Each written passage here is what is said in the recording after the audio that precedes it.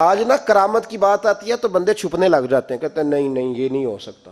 ایک دن ایک صاحب کرامت بیان کر رہے تھے تو بڑے جھجک کے حضور غوث اعظم، میں نے کہا تو بیٹھ مجھے بیان کرنے دے، تو ڈر رہا ہے کرامت سے ڈر رہا ہے، مجھے بیان کرنے دے، میں بیان کرتا ہوں، مجھے بیان کرنے دے۔ مولانا علی قاری علیہ رحمہ نے لکھا ہے، دیگر بہت سارے لوگوں نے لکھا ہے، غوث اعظم خطبہ دے رہے تھے، تقریر کر رہے تھے، اچانک ہاتھ آگے بڑھایا تو یہاں تک ہاتھ بھیگ گیا غوث اعظم کا۔ ہاں کھول کے دیکھے، کھول کے بات کر رہا ہوں، ہاتھ یہاں تک بھیگ گیا۔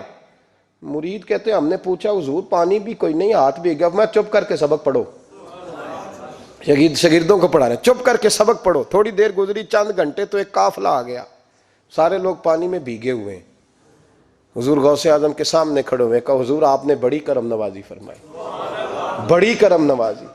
وہ شاگرد کہنے لگے ہوا کیا؟ تو وہ لوگ کہنے لگے کشتی میں بیٹھے تھے تو کشتی ڈوبنے لگی، ہم نے کہا یا شیخ عبد القادر جیلانی، خدا کے فضل سے ہم پر ہے سایہ غوث اعظم کا، ہمیں دونوں جہاں میں ہے سہارا غوث اعظم کا۔ کہتے ہیں حضور غوث اعظم نے وہاں بیٹھے ہاتھ لگایا اور ڈوبتی کشتی کو باہر نکال لیا، اور ڈرنے لگے، کہنے لگے جناب یہ کرامت لوگ نہیں مانیں گے۔ تو میں کہا جنہیں نہیں مننا نہ مننے، ان کے کانوں کے نا پیچھے خارش ہوتی ہے جب اس طرح کی ولیوں کی بات بتائی جائے۔ وہ تو حضور غوث اعظم کی بات نہیں مان رہا۔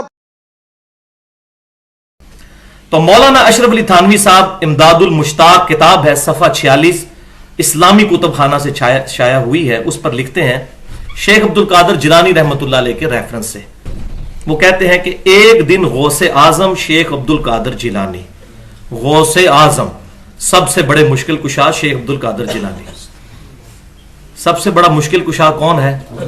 بلکہ اللہ ہی مشکل کشا ہے، اس کے ریفرنس سے کوئی ہے تو وہ ظاہری اس بات میں۔ تو وہ کہتے ہیں ایک دن غوث اعظم شیخ عبد القادر جیلانی 7 اولیاء کے ہمراہ بیٹھے ہوئے تھے، نگاہ بصیرت سے ملاحظہ فرمایا کہ ایک جہاز سمندر میں غرق ہونے کے قریب ہے، جہاز کوئی ڈوبنے لگا سمندر میں۔ تب انہوں نے کیا کیا؟ آپ نے ہمت اور توجہ باطنی سے اس کو غرق ہونے سے بچا لیا، ولیعوذ باللہ تعالی۔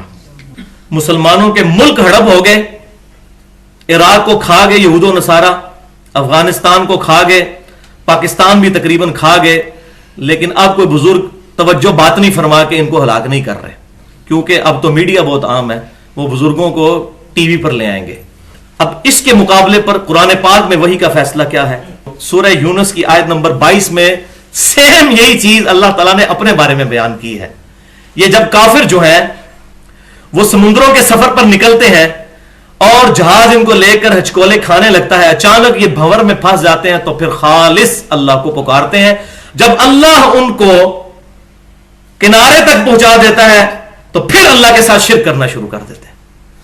قرآن پاک میں یہ جہازوں کو بھنور سے بچانا اللہ تعالیٰ نے اپنے ساتھ مخصوص کیا، اور یہ کہہ رہے ہیں شیخ عبد القادر جیلانی۔